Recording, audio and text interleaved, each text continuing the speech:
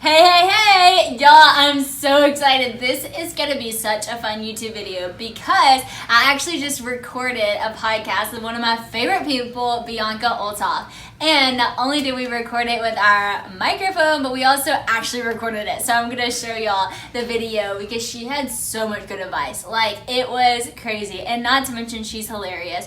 She just wrote this book, How to Have Your Life Not Suck. And I mean, this could not be a more Bianca title, but it's actually so true. Like, I read this book, you can see my markings, all my things. Like, I dove into this, took 2 pages of notes because I'm like, I don't want my life to suck. And she gives so much good advice. She talks about faith, she talks about dating, she talks about friendship, mentorship. She talks about literally everything. And it's so good and so fun. It's all like biblically related, but it's so practical to today's time. And so totally read the book and listen to the podcast. I think it's hilarious. I think you're gonna learn a lot. And actually, you don't even have to go anywhere. It's right here. But if you wanna listen to the full thing, then go to the Boy That's Good podcast. See, I'm not salty.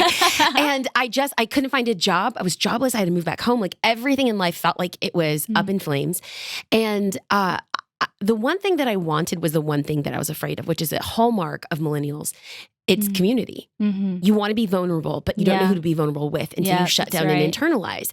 And so I wish that I would have had a mentor, but I didn't know who to ask and I didn't know what that looked like. And it just all felt weird because mentorship within a Christian realm felt like discipleship. And I was like, way too much commitment. I can't do that. It's just too much for my life. I don't want to do that. And I didn't want someone like snooping and prying in my life. Right. And so I turned to the Bible as like my mentors. And that was not intentional. No, it's not like I was like, I'm going to go exegetically through the Book of Ruth. It was, I heard someone say that in ancient Hebrew, there is no term for tragedy because in the ancient Hebrews believed that if God had not redeemed a situation, then God was not done. Wow. And I'm like a word nerd. So I was like, well, back there with scripture. And then someone told me to read the Book of Ruth. And so I read the Book of Ruth and I camped out in Ruth for a year. Wow. And here is this woman who was an immigrant. She lost home. She lost hope. She lost husband. She was barren. She was infertile. And her life had to get started all over again. And I felt like in that season, that was me. And I looked at Mama Naomi as kind of like a mentor. And I looked at Ruth as like my BFF. And between these two women, this intergenerational relationship, I was like, oh my gosh, they talk about so many things. And so I don't feel like the book is like, usually most successful books are like one topic and they open it up and they just talk about that one thing. This is kind of like a playbook. Everything. It is. It's in 3 sections because those are the 3 sections that matter most to me on friendships and relationships, adulting and growing up, and faith and spirituality. And in the Book of Ruth, I didn't tell people, oh, this book is on Ruth, because I don't think most people would buy it. But like, it's rooted in biblical principles that change lives. So. It is. It's so cool because you really do that. I love you said, I'm going to be a tour guide to how to have your life not suck. And that really is what you do. You guide us through this whole thing and you talk about everything. And it's really cool. You're right. People, I think what's cool about when you hear you talk about Ruth as opposed to other people, you hear Ruth and you're right. You're like, oh, okay, I know this story. Do I need to read it? No, this is a whole new thing. This is like actually so practical. You talk about everything. Like, I'm 22. I needed to read every single thing in this book. So I love how she found mentorship in the Bible. I think so many times we struggle with, we need a mentor, we want a mentor, we want somebody to look up to, we want somebody to inspire us, but we look around and we're like, but who's that going to be? Or I don't know. I don't feel at peace about any of these things right now.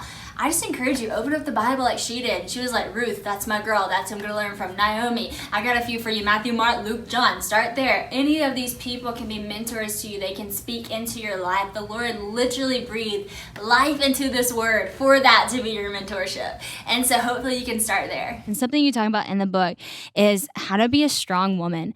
And I think that in our world right now and in our day, there's a lot of talk about being a strong woman, but what does it really look like to be a strong woman who's a Christian woman, but have this internal strength? So what does that kind of look like for you? I know you write about it in the book, but just like off the top. Yeah. So one story that I didn't tell, I didn't make the book, but I kind of started with this, is I was on a panel and I saw a young, beautiful, blonde, 20-something girl with a great sense of assertiveness and confidence, well-spoken and articulate. And she asked the panel a question, what do you do when you're labeled a strong woman? And the way that she phrased the question, I realized that it was understood as a negative thing. Yeah. And no one on the panel, I'm sitting with a bunch of strong women and no one said anything. Wow. And I was grieved because clearly we're on the panel and God has given us these leadership gifts, and yet we haven't articulated or put language, nomenclature around the beauty of being a strong woman. Yeah. And all throughout scripture, the women that are listed there are strong women. Right. And so the first thing I identified was somehow we've associated and strung together strong and woman as being something negative. Yeah. So let's take that back. Let's redeem that word. And strength is something that's beautiful. Strength is something that's God-given. And the nomenclature has associated these two words as being absolutely negative. But let's redefine that and like strength being like a God-given confidence. She said Hebrew swag. Okay, listen. I love how she talks about being a strong woman and how to redefine that. Because honestly, I don't always know how to put verbiage or language to that. But this is what she says in her book. It's chapter 18, Be a Strong Woman. And she says, a strong woman knows who she is. A strong woman fights against expectation. A strong woman preserves. A strong woman is humble. Somebody say humble. A strong woman isn't afraid to ask for what she wants. This is things that a strong woman is. And I think that if you can look at your life and say, am I a strong woman? What are some of those things that I need to redefine in my life? Am I humble?